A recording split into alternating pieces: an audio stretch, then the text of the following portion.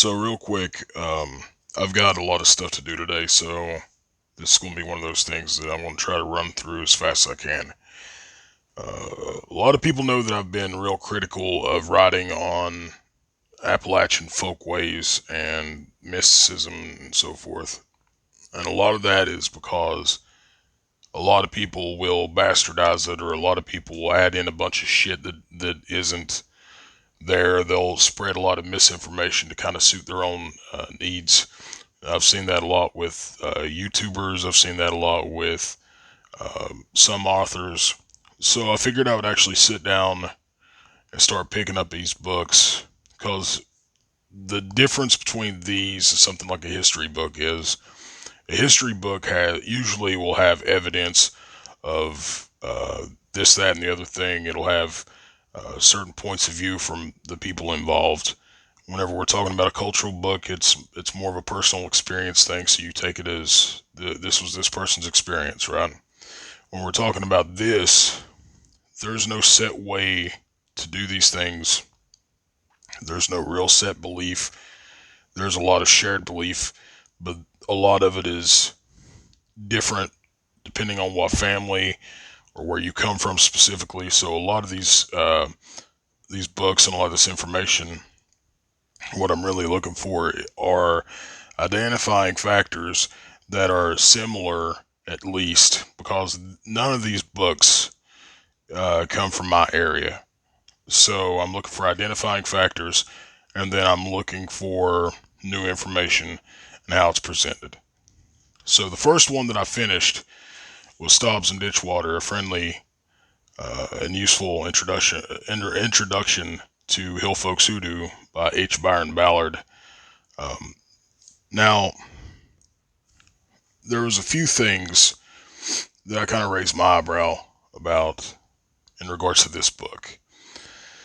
A lot of it's trivial, but one of the things was that, whenever she mentions her connection with Wicca and so forth, that kind of made me raise an eyebrow because usually that's the type that'll come in, take whatever they want.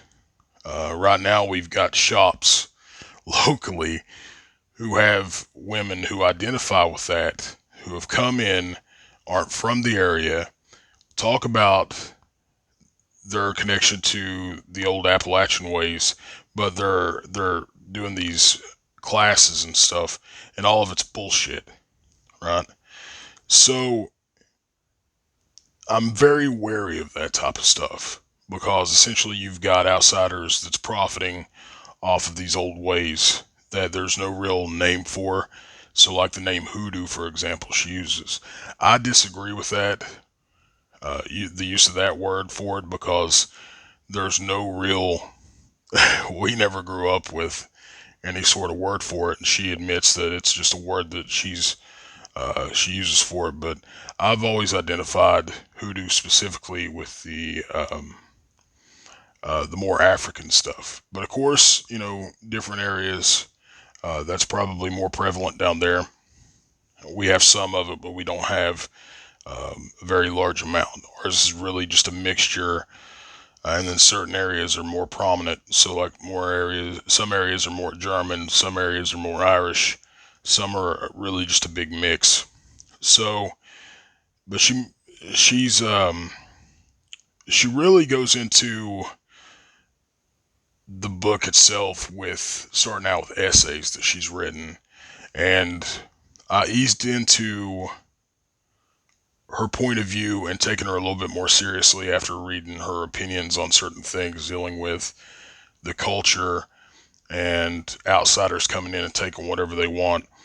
So there's a lot of information that is about her and her point of view on things that I do appreciate, that I didn't necessarily, that I was coming in wary about. There's also, if you're looking for a chart heavy book that has charts or graphs with things broken down into bullet points or any of that, this isn't the book that you're going to want to look for. The information's good though. There are some things crossed over that I noticed from where I'm from, but she definitely comes from a different place. So There's a lot of stuff that I picked up and learned from that, but when it comes to the information, like whenever she lays out tools and things of that nature, she writes it down and explains it. So those bullet points don't necessarily make sense in this context. And I think it would be a hindrance because the way she writes, it makes more sense coming from specifically her and explaining. So overall, the book is recommended.